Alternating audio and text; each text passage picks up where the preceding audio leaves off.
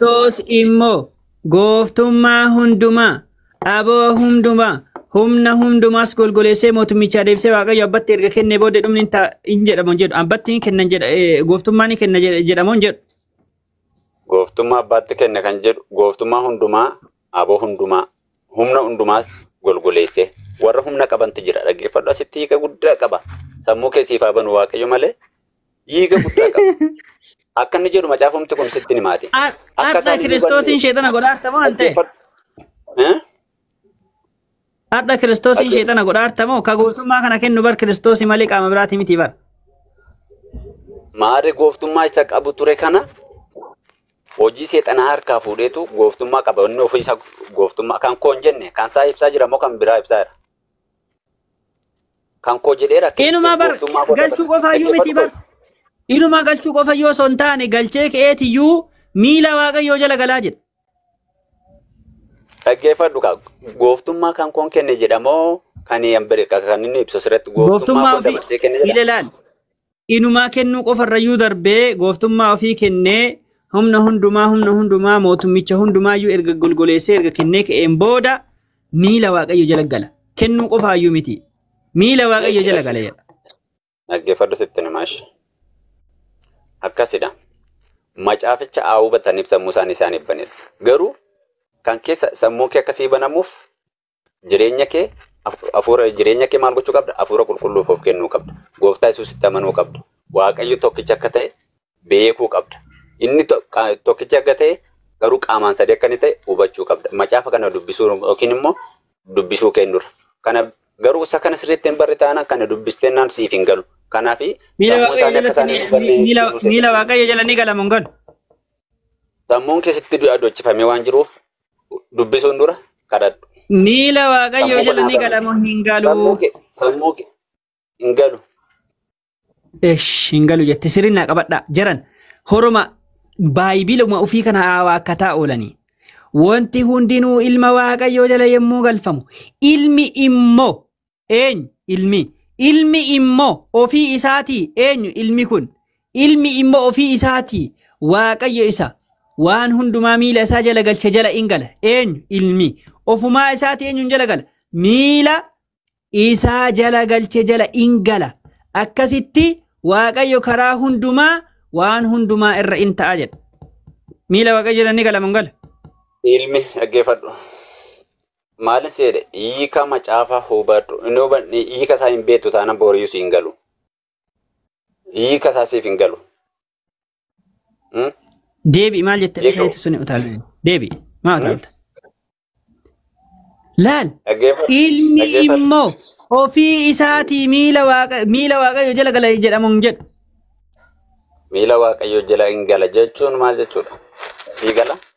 Sammuun kee banaadha? Hubachuu danda'a? Hafuura qulqulluuf of kenniteetta.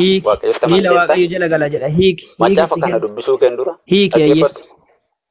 Macaafa qulqulluun dubbisuun dura sammuu kee jireenya kee hafuura qulqulluuf laatteetta akka inni sii galuuf.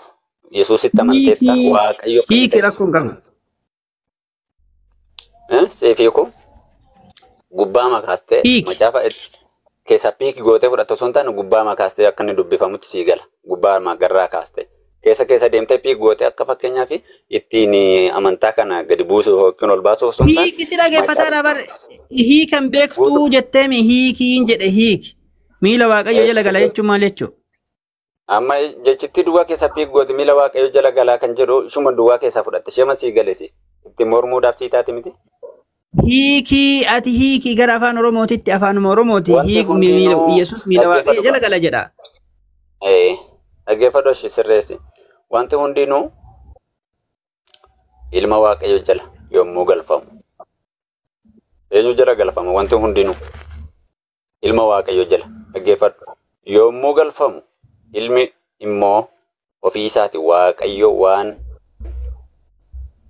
hundumaa miila isaa jala galchee waaqayyo miila waaqayyo isa waan hundumaa miila isaa jala galchee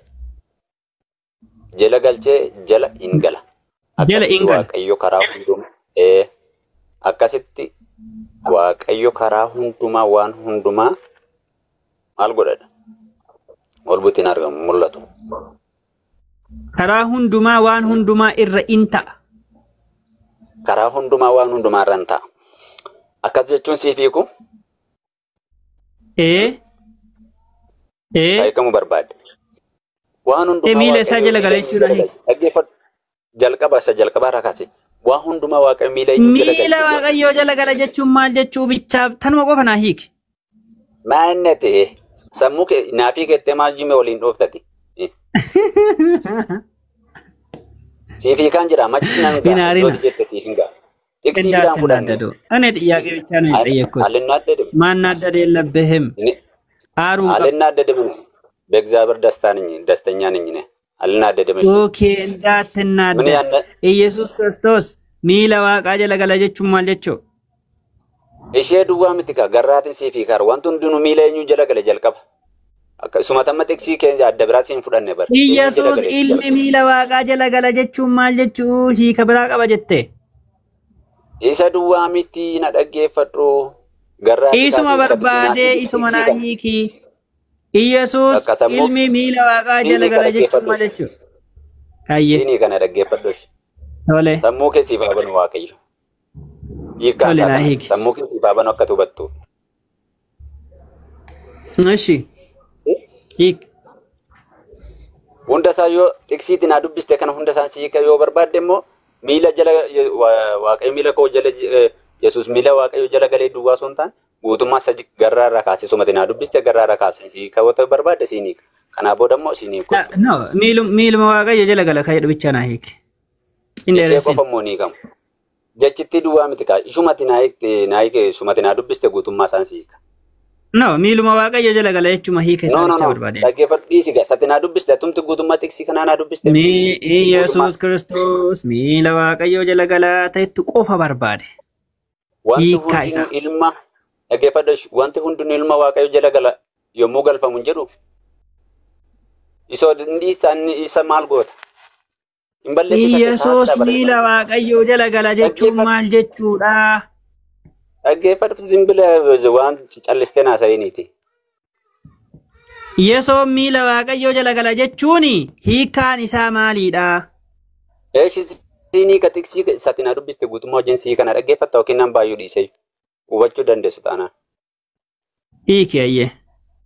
Guutummaa san sii ka'uu barbaadde yoo hin barbaanne immoo dhiisee sii ba'uu danda'a jechuudha. Eshi hiiki guutummaa isaa hiikish. Wanti hundinuu ilma Waaqayyoo. Nu harkaa miliquu godhatu hiikuu wayyaa. Miliquu miti ani maal sodaadha siin miti qaamaan uttuun si ergee sitti haasa'uu nan barbaada. Siin miti sheekota wajjin haasa'an ture sheekota warra haga dhumaatti dubbisee haga dhumaatti si Gobazi. Hin dubbisaarra rakkoon qabu kun hin dubbisnaa. Obsi. Dhaggeeffa wanti hundinuu ilma Waaqayyoo jala yommuu galfamu jechuun wanti hundinuu wanti lafa kanarra jiru addunyaa kanarra jiru hundinuu miila Waaqayyoo jala gala. Wanta hundinuu tokko hin daangessine jechuudha. Kan miila isaa jala hin jirre tokko hin jiru. Dhageesse? Wanti hundinuu yommuu ilma Waaqayyoo jala galfamu ilmi Waaqayyoo ofii isaatiin Waaqayyo isa waan hundumaa miila isaa jala galche jala hin galfama. Dura jalqaba maaltu ture? Miila Yesuus Kiristoos jala waan hundumaatu ture. Atiyyuu jechuudha. Dachee kanarra wanti jiru hundinuu miila isaa jala ture. Wanti isaa ol ta'e tokkoyyuu hin jiru jechuudha. Eenyuyyuu anyone. Ilmi miila Waaqaa jala gala jechuun maal jechuudha ammayyee? Dhaggeeffadhu kasi achi sii ga'an jira. Achi sii ga'an jira na dhaggeeffadhu jira. Maal jarjartati? Tole. Jarjarii. Eshi. Waaqayyo isa waan hundumaa miila isaa jala galchee jala hin gala. Eenyu? Ilmumaadha jechuudha. Eshi ofii isaati ilmi immoo ofii isaati. Waaqayyo isa waan hundumaa miila isaa jala galche jala hin gala. Eenyu? Yesuus Kiristoos Waaqayyo isa jala hin gala. Eenyutti isa erge? Inni ergamee dhufe mitiire jalqaba. Yesuus Kiristoos gaafa gara biyya lafa dhufe ergamee dhufe. Kanaafuu eenyu jala gala? Abbaa jala gala jechuudha. Fakkeenyaaf dhaggeeffadhu. Kanaafuu maal jechuudha? Yesuus miila Waaqayyo jala gala jechuun maal jechuudha? Tiksi biraa siinii kusuma see gaara na dhaggeeffadhu. Deemaan jiru mas keessa ba'aan jiru tiksi biraatti ishee. Hoyyuma becechuu miti. أنت أرتينا من الرفسيني تيادي يودي بس يودي دبدي خلاص إنت دبجت ما أنت بقاتلنا الرفسار توري مسيوفسي rakkoon hin jiru. Deebiin arraba ta'ee jala dubbatta kaazimatti akka namni ni fayyum jala dubbachuu miti dhaggeeffachuudhaas. Khalaas bakka Yesuus miila Waaqayyo jala gala jechuun arraba ta'ee. No. Miila Waaqayyo jala galuunsaa maaliif akka inni ta'e sitti himaa jira na dhaggeeffadhu fayyuma wacuu miti. Eeshii deebisi kaayyee. Na akkas jechuun maal jechuudha beektaa? Maal jechuudha hin beeku. Hin beektu dhugaa kee jette. Deebisi ayyee. Hafuurri qulqulluun siif haa ibsu. Eeshi miila Waaqa jala gala jechuun maal jechuudha? Amma fakkeenyaaf Innaa maaliree? Dhaggeeffadhu jalqaba gaafan si ibsee jechuudha. Waaqayyo tokko qaamaan sadiidha si jedheera mun jenne jalqaba gaafan si ibse. Miila Waaqayyoo jala gala jechuun maal jechuudha? Isuma si hiikaa jira isuma si hiikaara dhaga'iika. Miila Waaqaa jala gala jechuun maal jechuudha? Isuma si hiikaa jira dhaga'i. Ishii hiik. Eeksii biraa deemee si dubbiseera ati maaf fayyuma iyyitaa? Ante qaatarraa imanaa arrabsaartaa arraba dhiisii deebii qofa naa deebisi. Khalaas deebiin kee arraba qofaa? Lakki kaasaan sitti mudhiistee kana jechuun maal jechuudha? Akkamee akka nama wayiitti hidhamee wayirratti michiin isa dhukkutee wayiitti callumattee sanuma irratti hidhamtee haasofta bara. Bakka arrabaan eebbifamtanii baafamtan jechuu isin bakka sanii arraba qofaan guutamtanii? Hin arrabsine si arrabseerayi. Maa qaatarraa kan arrabsaa horsii miti nama biraati? Maalin sin jedhe si arrabse sin arrabsine? Hubadhu wanta si jedhe ishii deebisii. Deebisi ani immoo sin arrabsuu yaan. Ani sin arrabsine si arrabsuufis mirga hin qabu. Eeshi hayyee naa deebisi. Iyesuus miila Waaqaa jala gala jechuun maal jechuu? Miila Waaqaa jala gala jechuun qaama sadii ture jalqaba Waaqayyo tokkicha ture qaamaan sadiidha. Sadii kana keessaa immoo hojii isa gaafa raawwatee deebu gara waaqummaa isaatti deebi'a.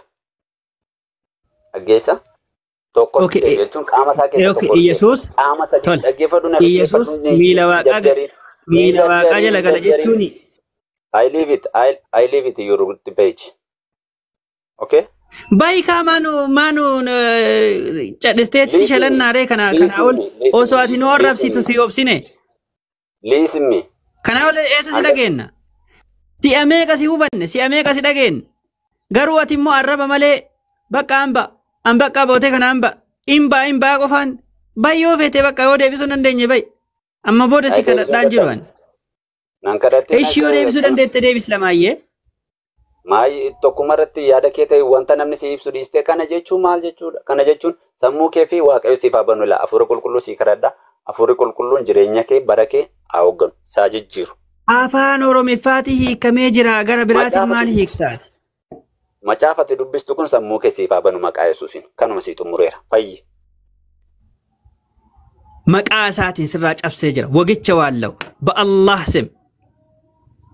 Maqaa Yesuus Kiristoosiin fayyi. Hafuurri qulqulluun si haa booji'u jireenya keessa Yesuus Kiristoos si haa booji'u bara keessa. Ba'allah sim isa sammuu si cufe kana isa hubannaa si dhoorge kana isa afaan Oromoo gara biraatti si hiiksisu kana. Hiika si wallaachisu kana sirraa cabsee jira. Ba'allah sim. Fayyaa maqaa Yesuusiin jijjiira. Utaaltaniire.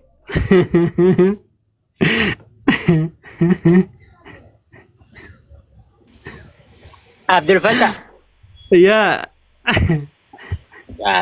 كم يوم السلام عليكم. وعليكم السلام ورحمة الله وبركاته. كم جرت إفسا نقاكيتي؟ جرى والله الحمد لله. وقارب بيتين سنجا قرتي وسوما نكنا تايرك جبردو كريستانة تون أبارسة قرتي والله نما أبارسة أبو قال والله إيه حقيق نما أبارسة أبو تو كريستانة تا والله حقيقة والله ولا تشوفوا مدة مين ملالي قرتي وأكشي ما جمز دي ما جمنا دي وخيراتي والله أبارسة نمني كريستانة وندي أبارسة كذا قرتي والله حقيقة جت نمني كريستانو ما جلابي أبارسة جلابي إيه بيفهم جرينا طبعا أمنتم قدوا أنك خنا قرتي وما لما خيلا ما قافتوا جرتوا قرتي جتوا لما إيه والله والله برلين تي كريستانون ثم الحمد لله والله الحمد لله جرينيا قبو هندوان maal jireenya qaban abbo ka guyya guyyaan doye awwaalaaru ummanni awwaalaaru kiristaanaa miti du'a fooniiti dhagna du'a dhagni ni du'a dhagni lubbuun gargar baanan du'a jedhama inni kun kan nama hundaati foon qabeessa hundumaati balaa'ika jedhanii kakaasuu dadhabanii sinii miti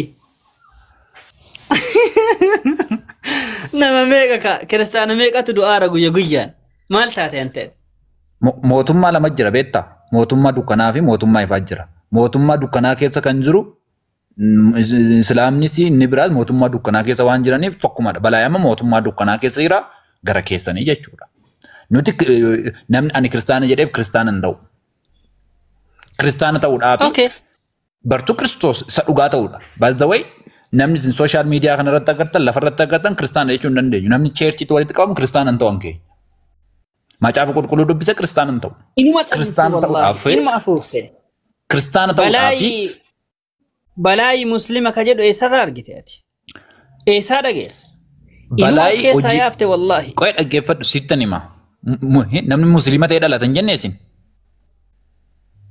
balaayi muslima ta'uu eessatti argite balaayi gaafa dhalatu muslima ta'ee dhalate moo hin dhalanne kana qofa natti himi atuu gaafa dhalattu muslima taate dhalatte waa'ee kodhiis ka waa'ee yeroo dhalatiinsaa eenyu si gaafate balaayi koo muslima ta'ee dhalate erga ta'ee erga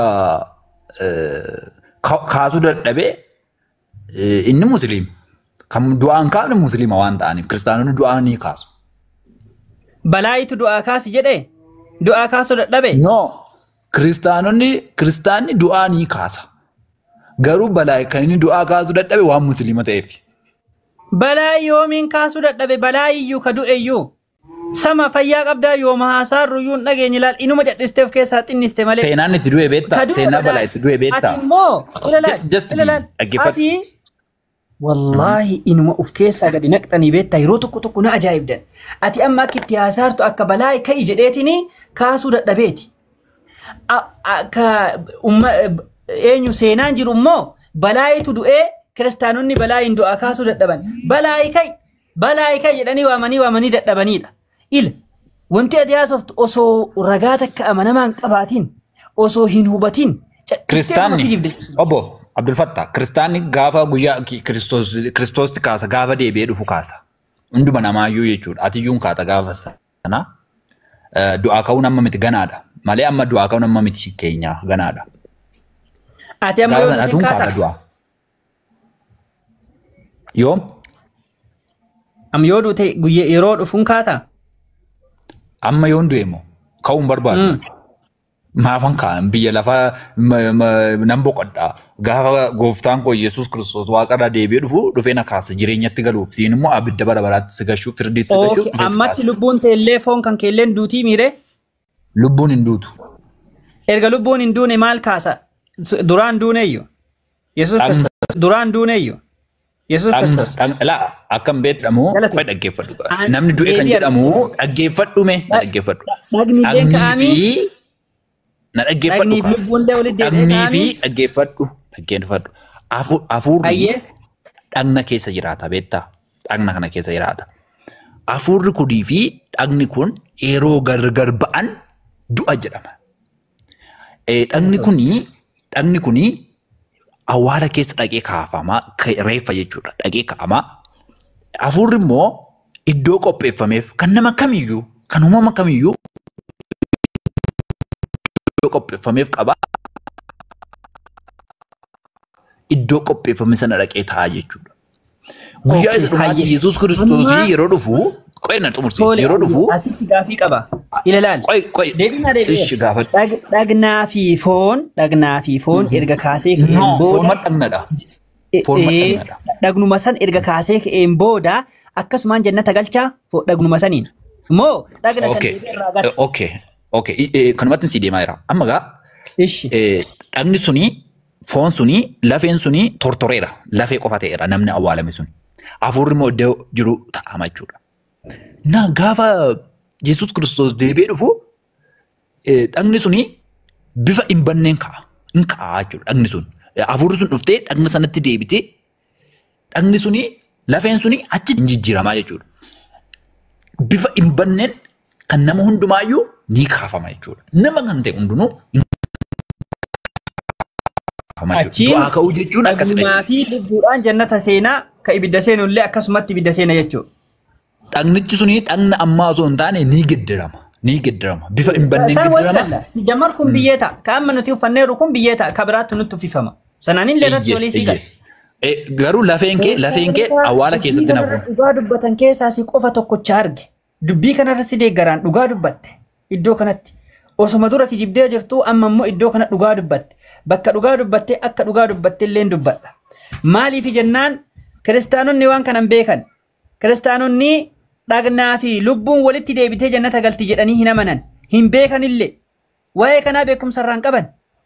Hin kijiban yeroo baay'ee. Lubbuu qofatu jannata seena malee dhagni kun hin kaafamu jedhanii amanan. Garuu macaafni waa'ee kaafamiinsaan dubbata. Qorontos tokkoffaa boqonnaa 15 lakkoofsa 29 akka kaafaman dubbata. Biroo qoyimii wajjinaa suna amma dhaggeeffadhu. Zen kanaa booda maal ta'a beektaa? Gaafa Yesuus Kiristoosii duumessa keessaan ergamoota waaqa irraa wajjin duumessa keessatti mul'ata. Quraana keessatti illee maal akka jedhu beektaa? Gaafa mul'atu jechuudha. Atis hin kaataa, anis nan ka'aa, hundi nama waaqa irratti ilaalaa jechuudha. Guyyaan sun guyyaa dhiphinaa, guyyaa sodaachisaadha. Zen macaafni. Galatoon. Tole. Gaaffiin kee maal? Kiristoos waaqa moo nama?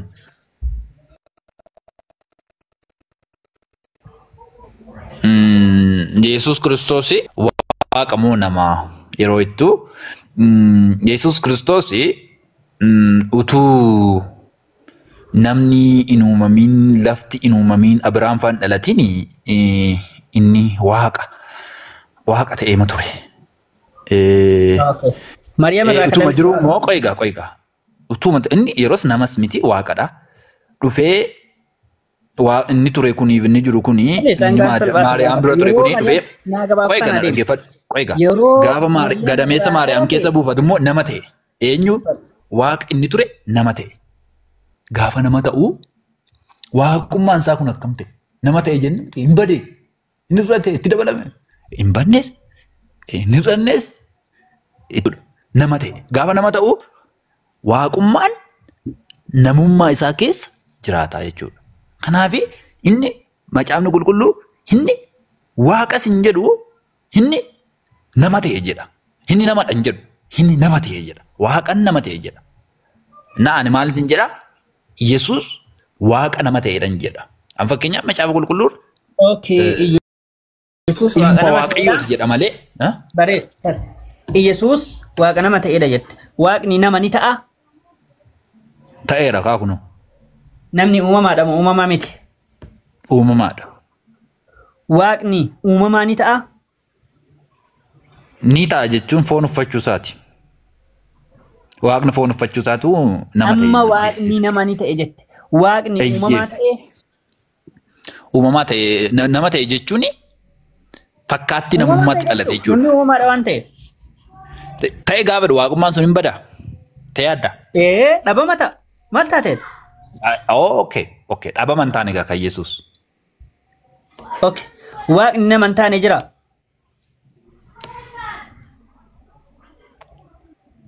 Waaqni eenyummaadha beektani? Identiitiidha. Waaqni nama hin taane jira? Waaqni nama ta'e jechuun ikkoo waaqati bifa fakkaatti namummaatti dhalate jechuudha. Bifa garbummaa fudhate jechuudha. Waaqni nama hin Nama taane ta'e jira? argame jechuudha. Waaqni nama hin taane jira moo hin jiru? Maal jechuudha naan galle gaaffiin kee waaqni nama hin taane ani isa nama ta'een sitti maa jira isa nama hin taane hin beeku hin dubbifnes. Waaqni nama hin taane jira moo hin jiru? Ahaa waaqummaan lama hin jiru kaa waaqummaan tokko jira deebiin qabu gaaffichi. Okay, deebiin qabu. Waaqni nama hin taane jirallee hin jirullee jettu jechuudha. Gaaffiin qabu deebiin qabu.